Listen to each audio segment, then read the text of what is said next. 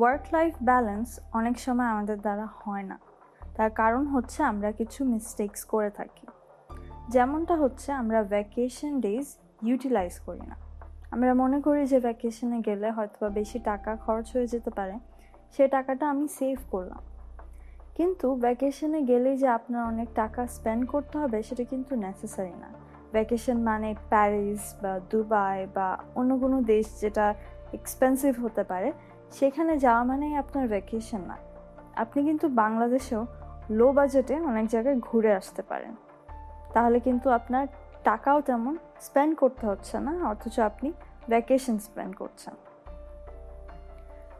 যদি এরকম হয়ে থাকে যে আপনি টাকা সেভ করতে চাচ্ছেন ইমার্জেন্সিভাবে, বা আপনি জানেন যে সামনে কোনো ইমার্জেন্সি কাজের দরকার হতে পারে, যেরকম হয়তো বা মেডিকেল ইমার্জেন্সি, হয়তো বা সেটা আপনার ইমার্জেন্সি বা আপনার ফ্যামিলির কারো ইমার্জেন্সি, সেই ক্ষেত্রে আপনি অবশ্যই সেটা সেভ করবেন। কিন্তু যদি এরকম কোনো মেজর রিজন না থাকে, তাহলে আপনার উচিত সেই ভ্যাকেশন ডেজগুলো সেটা 2 দিনের জন্য হলেও আপনি সেটাকে অ্যাকসেপ্ট করবেন। তারপর আসছি টেকনোলজির উপর। এখন তো ডিজিটাল যুগ। এই ডিজিটাল যুগে আমরা সবাই রিলাই করি টেকনোলজির উপর। সেটা পুরোপুরি খারাপ না, আবার খুব একটা ভালো না। ভালো না এই জন্যে যে আমরা টেকনোলজির উপর ডিপেন্ডেন্ট বা এত ইউজ করতে করতে আমাদের আসলে শরীরের রেস্টটা ঠিকমতো হয় না। যেমনটা ধরুন, আপনি আপনার অফিসে ডেস্কটপ বা ল্যাপটপে কাজ করছেন। কাজ করতে করতে মনে হলো যে আপনি একটু রেস্ট নেবেন। রেস্ট নেওয়ার জন্য আপনি ডেস্কটপ থেকে চোখ ফিরিয়ে আপনি নিলেন আপনার ফোনের দিকে। তাহলে কি আপনার রেস্ট ঠিকমতো হলো? মানে আপনার চোখ বেসিক্যালি বড় একটা স্ক্রিন থেকে একটা ছোট স্ক্রিনে ট্রান্সফার হলো। এর থেকে আর বেশি কিছুই হলো না। যার জন্য আপনার চোখ কিন্তু এখনও টায়ার্ড থাকে, আর চোখের কারণে আপনার ব্রেনও টায়ার্ড থাকে। তারপর ব্রেকের পর যখন আপনি আপনার কাজে ফিরে যাবেন, তখন কিন্তু আপনার টায়ার্ডই লাগবে, সেই ব্রেকটা কার্যকর হবে না। তারপর আরেকটা ভুল যেটা আমরা করে থাকি সেটা হচ্ছে আমরা বেশি ইয়েস বলে থাকি, যেসব জায়গায় আমাদের নো বলা উচিত। এক্সাম্পল হচ্ছে, আপনি ধরেন আপনার অফিসে অলরেডি একটা কাজ করছেন, আপনার হাতে অলরেডি একটা প্রজেক্ট আছে। পাশাপাশি আপনার বস ধরেন আপনাকে আরেকটা লোভনীয় প্রজেক্টের কথা বলল, বা প্রজেক্টের একটা অংশের কথা বলল, যে সেই অংশটা আপনি করলে হয়তোবা আপনার একটু এক্সট্রা পেমেন্ট হতে পারে। তখন সেই এক্সট্রা পেমেন্টের জন্য আপনি আপনার প্রজেক্ট থাকা সত্ত্বেও আপনি সেটাও হাতে নিলেন।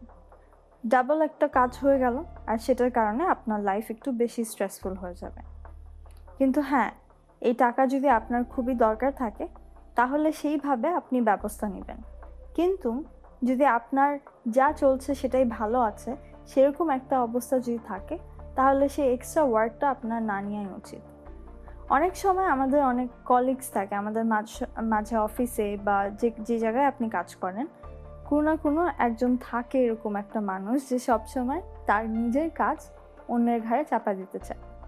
খুব সুন্দর করেই হয়তো বা রিকোয়েস্টগুলো করে, আর আমরা অনেক সময় সেটাতে না বলতে পারি না। সেই না বলাটা কিন্তু আমাদের শেখা দরকার। আপনার নিজের কাজও থাকবে, আর তার উপর যদি অন্যের কাজও আপনি করতে যান, তাহলে সেটা আপনার জন্য স্ট্রেসফুল হবে। যদি সে মানুষটা আসলেই হেল্প দরকার আর আপনার হাতে তেমন কাজ নাই, আপনি তখন সেই ক্ষেত্রে সেই মানুষটাকে হেল্প করতে পারেন, সেই ক্ষেত্রে আপনি কাজটা নিতে পারেন। কিন্তু তাছাড়া এমনিতে যদি আপনার মনে হয় যে সেটা কাউকে সেইভাবে সাহায্য করছে না, আর আপনার নিজেকে সাহায্য করার জন্য আগে নিজের কাজটা করতে হবে, সেই ক্ষেত্রে আপনার না বলা উচিত। তারপর আমরা সামনে প্ল্যানিংগুলো করি না। আমরা প্ল্যানিং করি শুধু আজকের জন্য বা কালকের জন্য, বা সামনে আমাদের যে হয়তো বা আমরা একটা প্রমোশন দেখতে পারি, যে প্রমোশনের জন্য আমরা একটা কাজ করতে পারি, সেই প্রমোশন দিকে টার্গেট রেখে আমরা আগাইতে পারি। সেই কাজটা না করে অনেক সময় আমরা বেশি স্ট্রেস আর বেশি কনফাইন থাকি আমাদের প্রেজেন্ট কন্ডিশনে। আর সেটা করলে আমাদের ইভেন্চুয়ালি কি হবে, যে আমি যেই কাজ নিয়ে এখন আছি সেটা নিয়ে আমার থাকতে হবে, আর সেটা থাকার কারণে আমি যেই হয়তো বা আমার কাজ যতটুকু করছি সেই পরিমাণে টাকা আসছে না, বা সেই পরিমাণে ইনকাম হচ্ছে না।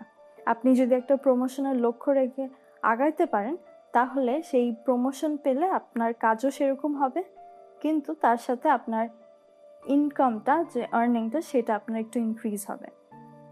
এইরকম আরও অনেক রকমের প্ল্যানিংয়ের এক্সাম্পল আছে যে আপনি যদি প্ল্যানিং করে আগান, আপনার যদি একটা টার্গেট থেকে আগান, তাহলে ওয়ার্ক লাইফ ব্যালেন্সটা খুব ইজিলি মেনটেন করা যাবে।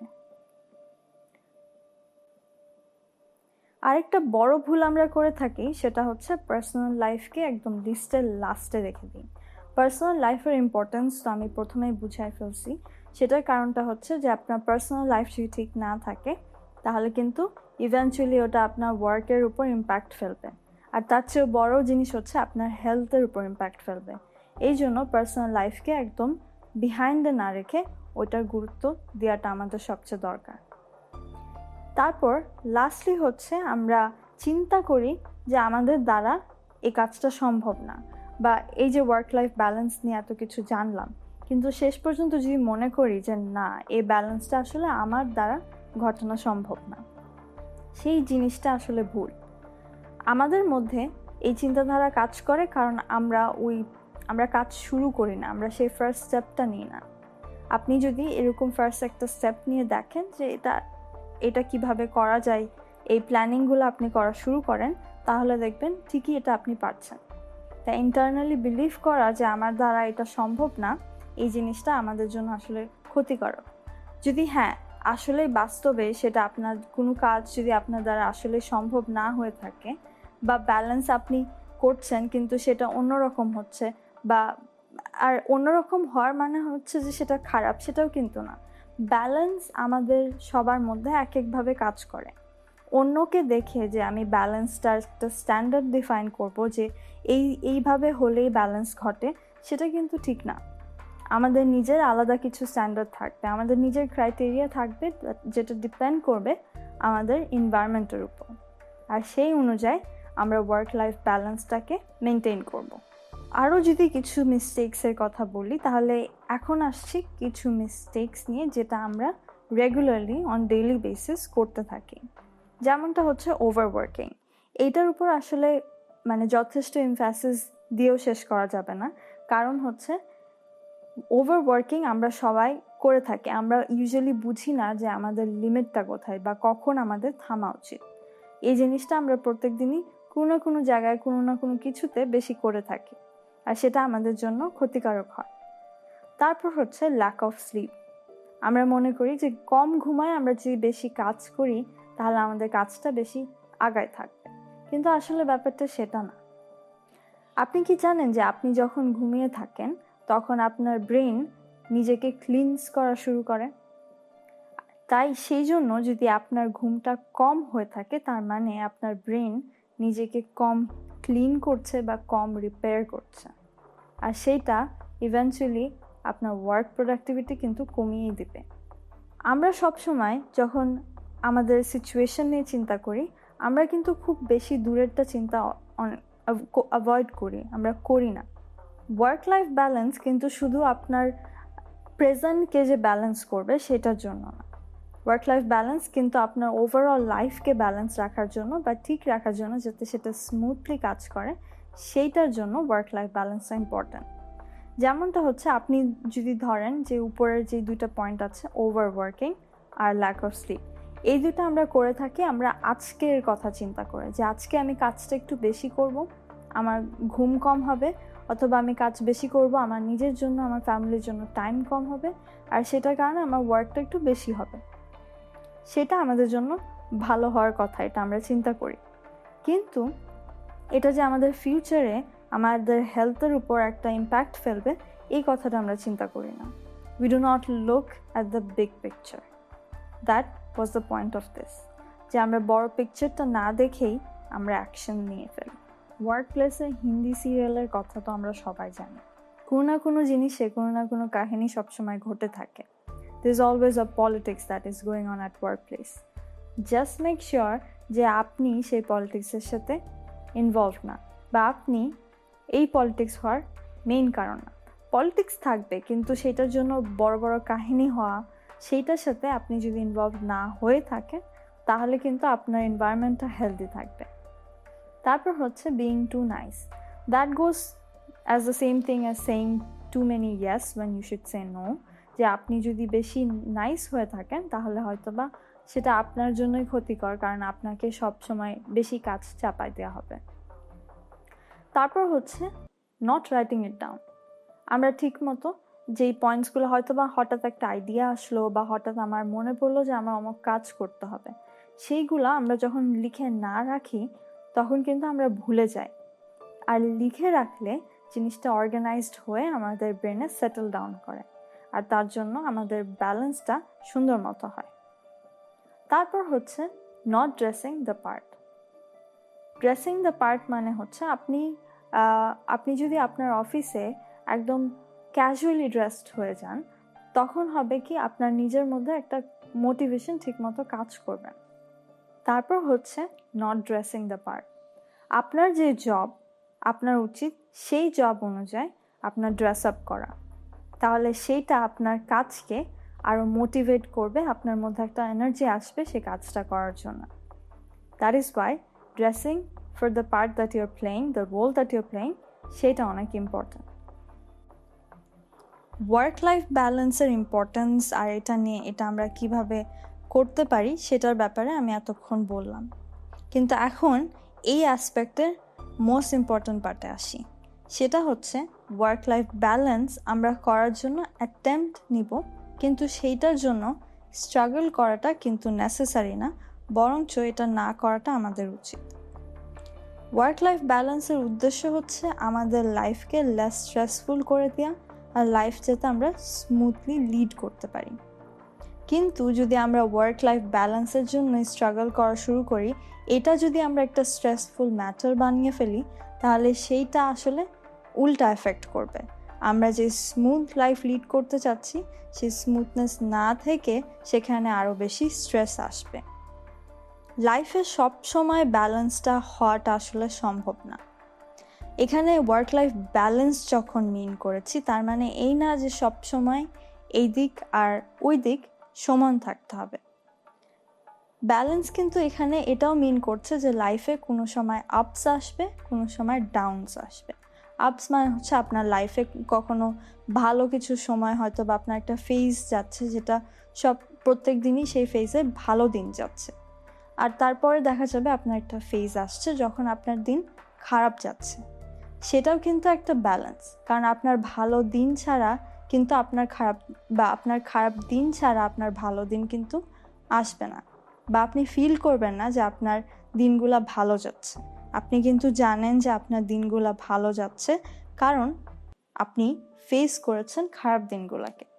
ফর এক্সাম্পল, এই বছর আমরা একটা খুব খারাপ, সবার জন্য খুব খারাপ একটা ফেজ গেল, সেটা হচ্ছে প্যান্ডেমিক। ইনফ্যাক্ট এটা এখনও চলে যায়নি, এটার সাথে আমরা অ্যাডপ্ট করা শিখছি।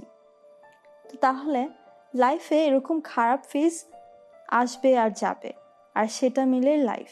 যার কারণে ব্যালেন্স মানে যে সব সময় ভালো হতে হবে বা ব্যালেন্স করার জন্য আমরা স্ট্রাগল করব, সেইটা না। আরেকটা জিনিস যেটা আমাদেরকে ভুল ধারণা দেয় ওয়ার্ক লাইফ ব্যালেন্স নিয়ে, সেটা হচ্ছে সোশ্যাল মিডিয়া থেকে আমরা একটা পিয়ার প্রেশার পেয়ে থাকি। আমরা অন্য মানুষদের দেখি যাদের দেখে মনে হয় তাদের লাইফটা পারফেক্ট, বা তারা খুব পারফেক্টলি সব কিছু ব্যালেন্স করছে, আর সেটা থেকে আমাদের মধ্যে একটা প্রেশার ক্রিয়েট হয় যে সেই ব্যালেন্সটা আমাদের দ্বারা কেন হচ্ছে না। সেটা কিন্তু আসলে আপনি সোশ্যাল মিডিয়ায় যা দেখেন সেইটা কিন্তু সবসময় সত্যি না। আপনাকে হয়তোবা শুধু দেখানো হচ্ছে তার লাইফের ভালো কিছু ফেজ, বা দিনে যে সময়টা ভালো যাচ্ছে সে হয়তো সেটাই দেখাচ্ছে। খারাপও যে সময় গিয়েছে সেই দিনে, সেটা হয়তোবা আপনাকে দেখাচ্ছে না, যার কারণে আপনি বুঝতে পারছেন না যে তার লাইফেও খারাপ সময় আসে, আর সেখান থেকে আপনার একটা প্রেশার পড়ে যায় যে আপনিও যেন সারাক্ষণ আপনার লাইফে ভালো আনার চেষ্টায় থাকেন। ঠিক একইভাবে আমাদের বুঝতে হবে যে ওয়ার্ক লাইফ ব্যালেন্স এই জিনিসটা কিন্তু পারফেক্ট না, but there is no such thing as work life balance. কোনো কিছু আপনি একবারে স্ট্র্যাটেজিক্যালি ফলো করলেই যে আপনার ওয়ার্ক লাইফ ব্যালেন্স চলে আসবে একদম এক্স্যাক্টলি যেভাবে আপনি প্ল্যান করছেন, সেটা কিন্তু আসলে সম্ভব না।